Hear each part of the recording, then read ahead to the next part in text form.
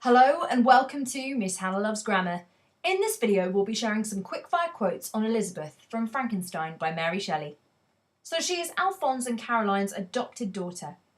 She has an illness that unfortunately gets passed on to Caroline and means that Caroline dies unduly early. She is also supportive and loyal towards Victor. She believes in Justine's innocence and speaks out in court quite openly about her concerns about the court case.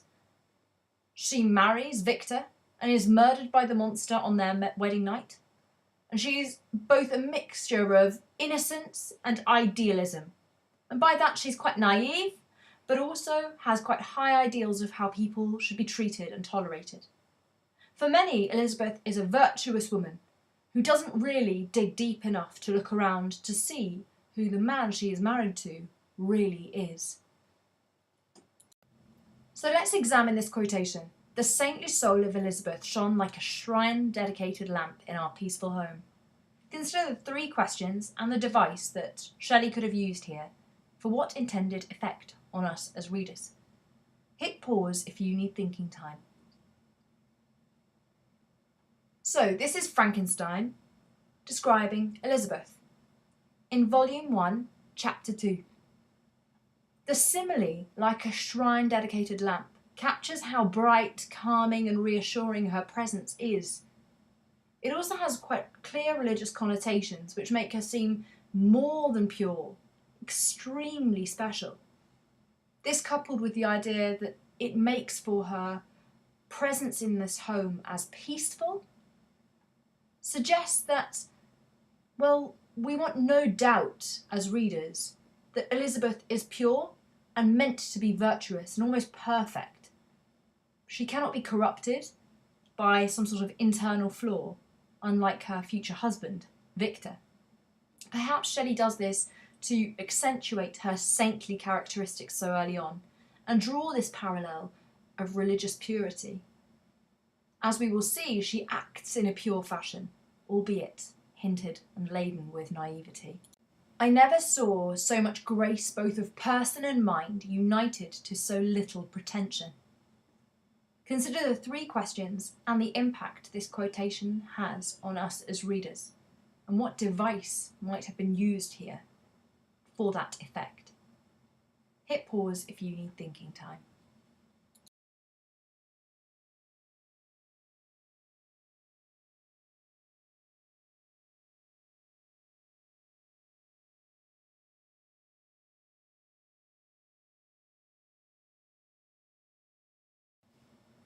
So this is Victor talking about Elizabeth at the start of his narration in Volume 1, Chapter 1.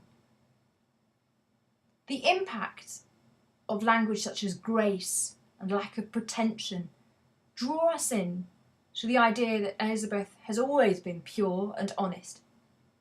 In particular, I'm really struck by the fact that Victor has to refer to her as showing so little pretension. I think it also, in a way, sheds light on his character, which in many ways is full of pretension, as is shown by his intense and passionate love of science that is unwavering and at points quite at odds with the whole narrative of the novel, as he's so intensely and engrossed in his own thinking of his works. But if anything couldn't be clearer, Shelley is stressing how perfect Elizabeth is. It also allows her to show how flawed a character like Frankenstein is by comparison.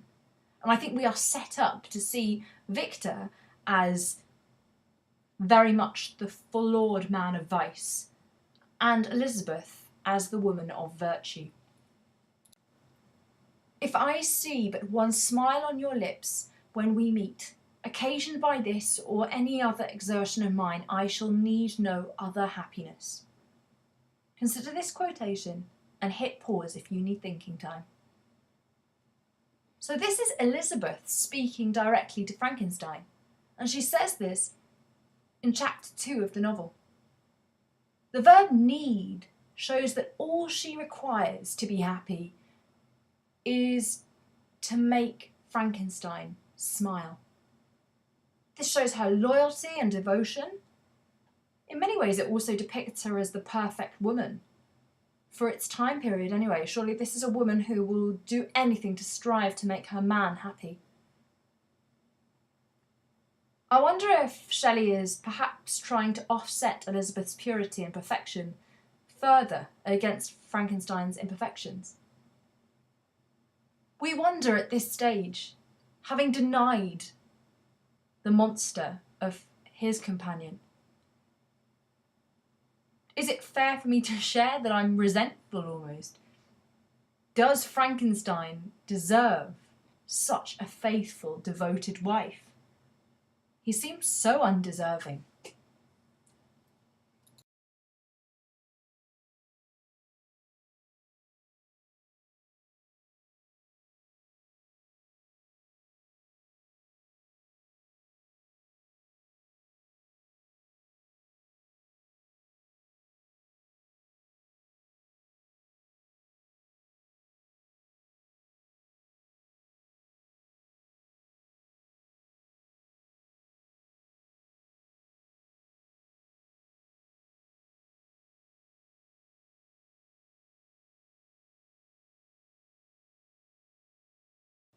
I wish, cried she, that I were to die with you. I cannot live in this world of misery. Consider the 3 questions in the statement and hit pause if you need thinking time. So this is Elizabeth speaking to Justine. So it's obviously from volume 1 and it's actually in chapter 8 of the novel. It's important for us to hear this phrase, the world of misery. This extolling of frustration that Elizabeth shares, that the world is misery, shows that Elizabeth is rather naive.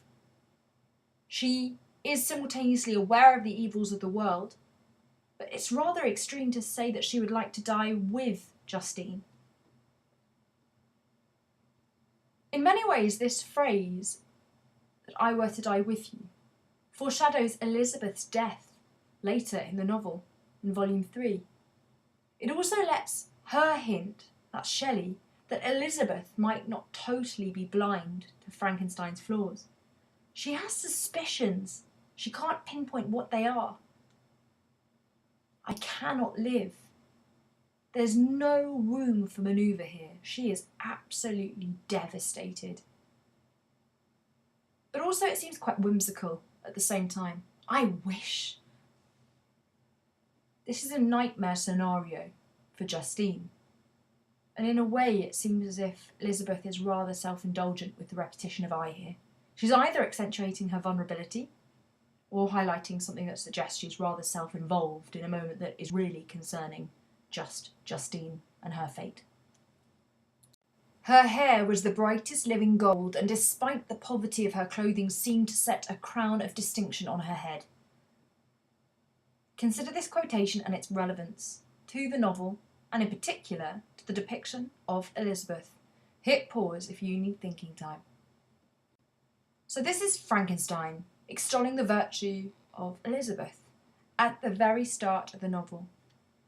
The metaphor, the brightest living gold, used to describe her outward appearance, hints from this glow emanating from her to us as readers that she has a true and special nature that must be emanating from inside, not just something outside. I think the superlative brightest really accentuates the idea that she is purity embodied. It's as if Shelley wants us to be aware that from the start, Elizabeth is naturally good, she is a valuable person, a great character. The use of gold and crown heighten this sense that she's almost regal in her virtuous qualities, suggesting how much more valuable she seems to be rather than Frankenstein. Making it all the more surprising that Frankenstein chooses to ignore her for science when he goes to university and gets engrossed in his world of passion. It's my belief that Elizabeth's function and role is really to exacerbate the idea that Victor Frankenstein is self-indulgent. He does very little to protect her. He does very little to shield her. from the inevitable doom that hits her when she is killed at the hands of the monster on her wedding night. But from the start, she is set up as pure and innocent, and we have to question if Shelley's role here in portraying such an innocent woman is in fact to highlight that the woman's role on superficial terms is to be beautiful and pure. But in fact, is there a bigger debate about the fact that Victor fails to support such a beautiful, pure and kind woman, and instead is fixated on his own gain and his own concerns? Surely that is a key question for a woman like Elizabeth.